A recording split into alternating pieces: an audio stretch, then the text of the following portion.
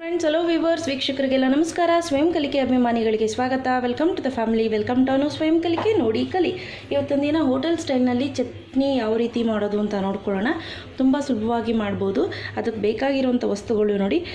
ಇಲ್ಲಿ 3/4 ಕಪ್ನಷ್ಟು ತೆಂಗಿನಕಾಯಿ ತುರಿ ಆದರೆ 1 ಕಪ್ನಷ್ಟು ಉರ್ಗಡ್ಲೆ. ಸೊ ಯೂಶ್ವಲಿ ಏನು ಮಾಡ್ತಾರೆ, ಒಂದು ತೆಂಗಿನಕಾಯಿ ತೊಗೊಂಡ್ಬಿಟ್ಟು ಅವ್ರು 1/4 kg ಉರ್ಗಡ್ಲೆ ಹಾಕಿ ಮಾಡ್ತಾರೆ. ಸೊ ಅದು ಒಂಥರ ಚೆನ್ನಾಗಿರುತ್ತೆ, ಬಟ್ ಅಳಿಸೋಗುತ್ತೆ. ಸೊ ಇದನ್ನು ನೆನಪಲ್ಲಿ ಇಟ್ಕೊಳ್ಳಿ. ಈ ಚಟ್ನಿ ತುಂಬ ಹೊತ್ತು ಇಟ್ಕೊಳ್ಳಿಕ್ಕೆ ಆಗೋದಿಲ್ಲ. ಒಂದು ಹೆಚ್ಚು ಮಿನಿಮಮ್ ಅಂತ ಅಂದರೆ 5 to 6 hours ಇಟ್ಕೊಬೋದು. ಎಸ್ಪೆಷಲಿ ಬಿಸಿಲಲ್ಲಂತೂ ಇಟ್ಕೊಳ್ಳಿಕ್ಕೆ ಆಗೋದಿಲ್ಲ. ಆನಂತರ ಬೇಕಾಗಿರೋವಂಥ ವಸ್ತುಗಳು: ಹುಣಸೆ ಹಣ್ಣು ಒಂದು ಚಿಕ್ಕದು, ಇಷ್ಟು ಗೋಲಿ ಗಾತ್ರದ್ದು, ಕೊತ್ತಂಬರಿ ಸೊಪ್ಪು ಒಂದು 3 ಎಲೆಕು ಬೆಳ್ಳುಳ್ಳಿ, ಒಂದು 3 ಹಸಿರು ಮೆಣಸಿನ್ಕಾಯಿ, ಕರಿಬೇವು ಒಂದು 4, ಆನಂತರ ರುಚಿಗೆ ತಕ್ಕಷ್ಟು ಉಪ್ಪು.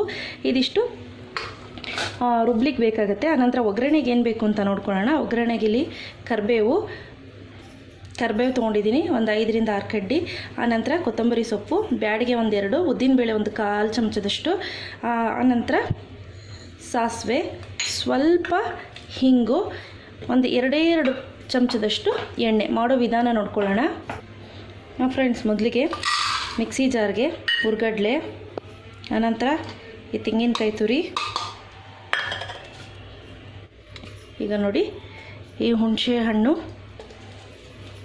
ಬೆಳ್ಳುಳ್ಳಿ, ಸ್ವಲ್ಪ ಕೊತ್ತಂಬರಿ ಸೊಪ್ಪು, ಉಪ್ಪು, ಕರಿಬೇವು, ಆನಂತರ ಈ ಹಸಿರು ಮೆಣಸಿನ್ಕಾಯಿ. ಈಗ ನೋಡಿ ಸ್ವಲ್ಪ ನೀರು ಹಾಕ್ಕೊಂಡು ಇದನ್ನು ರುಬ್ಕೊಳ್ಳೋಣ ಫ್ರೆಂಡ್ಸ್. ಕೆಲವರು ತರ್ತರಿಯಾಗಿ ರುಬ್ಕೊಳ್ತಾರೆ, ನಿಮ್ಗೆ ಹೇಗೆ ಬೇಕಾಗಿ ರುಬ್ಕೊಳ್ಳಿ. ಓಕೆ ಫ್ರೆಂಡ್ಸ್, ಈಗ ರುಬ್ಬಿಟ್ಕೊಂಡಿರೋಂಥದ್ದು ಇದಕ್ಕೆ ಹಾಕ್ಕೊಳ್ತಾ ಇದ್ದೀನಿ. ಗಮ್ಮಂತ ಸ್ಮೆಲ್ ಬರ್ತಿದೆ, ಪರಿಮಳ ಅಷ್ಟು ಚೆನ್ನಾಗಿದೆ ಇದು. ಓಕೆ ಫ್ರೆಂಡ್ಸ್, ಅಷ್ಟರಲ್ಲಿ ಒಗ್ಗರಣೆ ಹಾಕ್ಕೊಂಬಿಡೋಣ.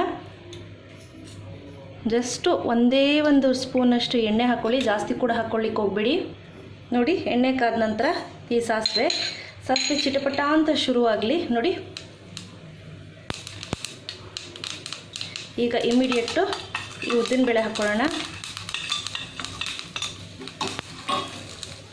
ನೋಡಿ, ಉದ್ದಿನಬೇಳೆ ಹಾಕಿದ ತಕ್ಷಣ ಒಂದು 2 ಸೆಕೆಂಡ್ಸ್ನಷ್ಟು ಸ್ವಲ್ಪ ಈ ರೀತಿ ತಿರುಗಿದ ನಂತರ ಈ ಕರಿಬೇವು, ಆನಂತರ ಮೆಣಸಿನ್ಕಾಯಿ,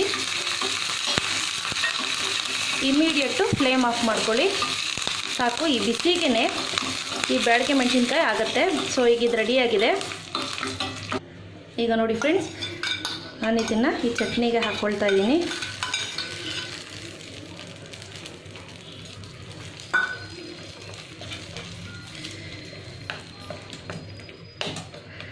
ಓಕೆ, ಈಗ ಮಿಕ್ಸ್ ಆಗಿದೆ.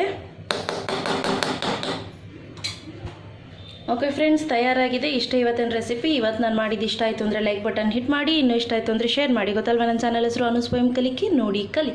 ಟಿಲ್ ದೆನ್ ಟೇಕ್ ಕೇರ್, ಬಾಯ್.